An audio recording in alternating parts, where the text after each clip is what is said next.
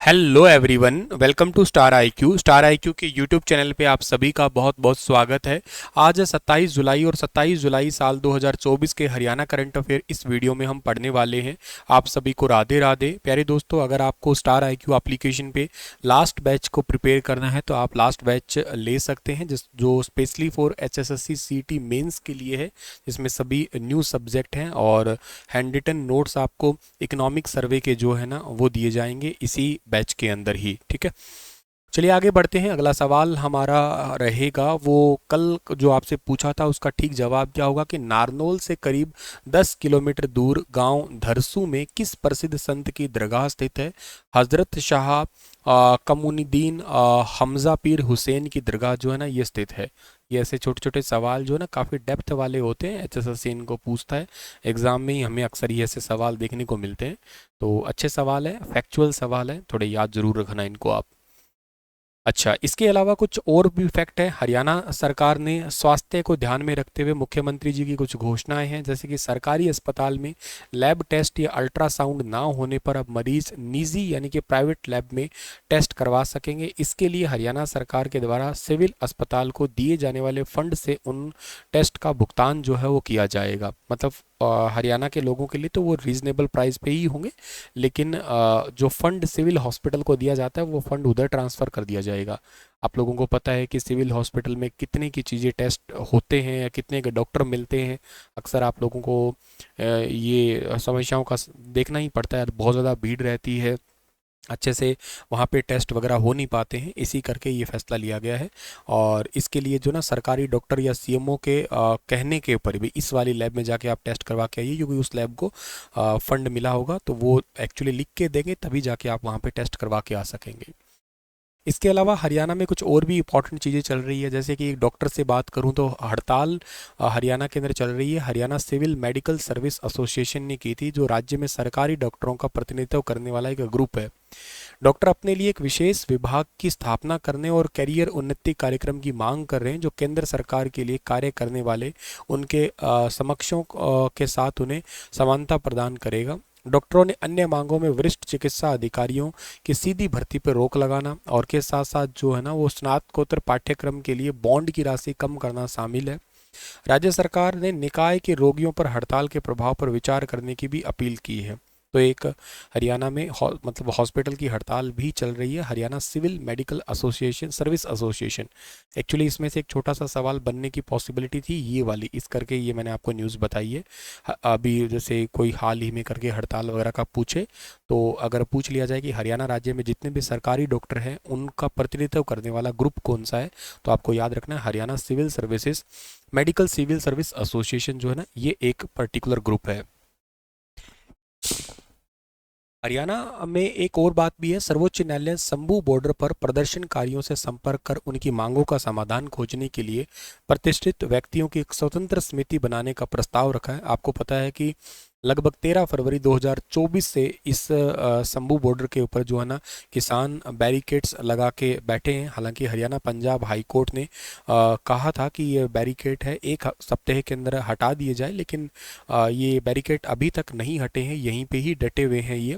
फरवरी में हरियाणा सरकार ने संयुक्त किसान मोर्चा, किसान मजदूर मोर्चा, इनकी दिल्ली तक मार्च की योजना में जवाब में अंबाला नई दिल्ली राष्ट्रीय राजमार्ग पर बैरिकेड्स लगा दिए थे। और ये फसलों के लिए एमएसपी यानी कि मिनिमम सपोर्ट प्राइस एमएसपी की कानूनी गारंटी सहित अन्य मांगों की वकालत कर रहे थे। मार्च को जो है ना रोक दिए जाने के बाद फरवरी से ही किसान पंजाब और हरियाणा के बीच शंभू तथा खनौरी सीमा पे डटे हुए हैं लगातार। तो इसके लिए पंजाब हरियाणा हाई कोर्ट ने कहा था, लेकिन फिर भी ये मामला सुलझा नहीं है। तो अभी सुप्रीम कोर्ट ने कहा है कि आप इसके लिए एक इंडिपेंडेंट कमेटी बनाइएगा, जो मेन मेन मौजूदा लोग हैं, और अपना सुझाव रखिएगा कि क्या हो सकता है। फिर हमारी तरफ से एक कमेटी होगी, तो फिर एक हम मिलके इसका कंक्लूजन निकालते हैं। और बात भी ठीक है, एक कमेटी सुझाव देगी तो हो सकता है सुप्रीम कोर्ट के इसमें इंटरफेयर करने से मामला जल्दी सुलझ जाए। सरकारें तो खैर इसको ध्यान में ही नहीं रख रही है। हरियाणा राज्य से पेरिस ओलंपिक में कितने खिलाड़ी जा रहे हैं? वेरी इंपॉर्टेंट है, आप सबको पता है कि पेरिस ओलंपिक है वो स्टार्ट हो चुके हैं, और हम ये दुआएं करते हैं कि हमारे हरियाणा से ज़्यादा मेडल आए, बल्कि हमारे भारत के भी मेडल टोटल ओवरऑल सबसे ज़्यादा आए पूरे दुनिया में। हरियाणा राज्य से टोटल 25 खिलाड़ी जा रहे हैं इस बार। और अगर कोई हरियाणा से गोल्ड मेडल लेता है तो सबसे ज़्यादा प्राइज़ मिलता है 6 करोड़ रुपए, और सिल्वर लेने पे 4 करोड़ मिलते हैं, कांस्य लेने पर 2.5 करोड़ मिलते हैं। अगर कोई खिलाड़ी प्रतिभागी है, मतलब कोई भी मेडल नहीं लेके आया है, फिर भी उसको जो है ना प्रतिभागी खिलाड़ियों को 15 लाख रुपए मिलते हैं।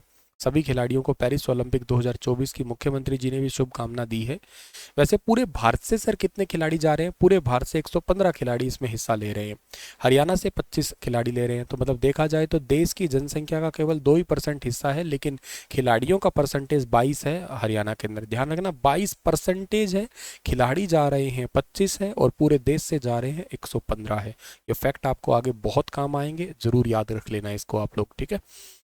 इसके अलावा कुछ क्वेश्चन हैं आप लोगों के लिए जो आपको रिवाइज करवा रहा हूँ कि 5वां अखिल भारतीय चित्र भारती फिल्म फेस्टिवल हरियाणा में कहाँ पे आयोजित किया गया था? तो ये किया गया था पंचकुला के अंदर। ऑप्शन नंबर ए ठीक है इसका। हरियाणा बाल संरक्षण आयोग की अध्यक्ष कौन बनी है? तो हरियाणा बाल संरक्षण आयोग की अध्यक्ष बनी है प्रवीण जोशी, यानी कि ऑप्शन नंबर सी इसका ठीक है। चेन्नई ओपन खिताब 2024 का खिताब अभी रिसेंटली किसने जीता है? तो वो जीता था सुमित नांगल ने। सी ऑप्शन इसका सही है। A++ ग्रेड वाली हरियाणा की पहली यूनिवर्सिटी कौन सी बनी है? तो ये यूनिवर्सिटी है कुरुक्षेत्र यूनिवर्सिटी। हरियाणा की वैसे भी ओवरऑल पहली यूनिवर्सिटी थी, और अभी रिसेंटली एक एग्रीकल्चर यूनिवर्सिटी को भी A+ ग्रेड मिला है, और वो कौन सी है? वो है HAU, Haryana agriculture university Hisar की। हरियाणा के किस जिले के छपेड़ा गांव में HAU का नया कृषि विज्ञान केंद्र खोला गया है? तो ये है नूह का है छपेड़ा गांव। आकाशवाणी दिल्ली की ओर से किस हरियाणवी को पंडित की उपाधि से नवाजा गया? तो ये नवाजा गया कैलाश चंद्र को। हरियाणा में वैसे एक ही दूरदर्शन केंद्र था, और उसको शिफ्ट कर दिया गया चंडीगढ़ के अंदर। हालांकि उसकी मांग अभी रिसेंटली जयप्रकाश जो हिसार से कांग्रेस के अभी रिसेंटली मेंबर बने हैं, मेंबर ऑफ पार्लियामेंट बने हैं, उन्होंने इसका मुद्दा उठाया था। और एक एयरपोर्ट का मुद्दा भी रिसेंटली उन्होंने उठाया था पार्लियामेंट में, कि एयरपोर्ट का 10 बार उद्घाटन कर दिया लेकिन स्टार्ट हुआ ही नहीं है। बात तो सही बात है, बहुत बार इसके उद्घाटन हो गए, लेकिन अभी तक स्टार्ट नहीं किया गया है वो। शव में चीरा लगाए बिना ही पोस्टमार्टम करने वाला हरियाणा का पहला संस्थान कौन सा बन गया है? तो ये बना है PGIMS रोहतक, ठीक है। ए ऑप्शन सही है इसका। इसी के साथ ये सेशन तो होता है समाप्त, और आपके लिए सवाल है कि गुड़गांव यानी कि गुरुग्राम में स्थित माता शीतला देवी का मंदिर महाराज भरतपुर द्वारा कब बनवाया गया था? बहुत अच्छा सवाल है, ये एग्जाम ओरिएंटेड है, बताना जरूर आप इसके बारे में। कल फिर हाजिर होता हूँ लेटेस्ट अपडेट के साथ में, तब तक अपना ख्याल रखना। सभी को राधे राधे।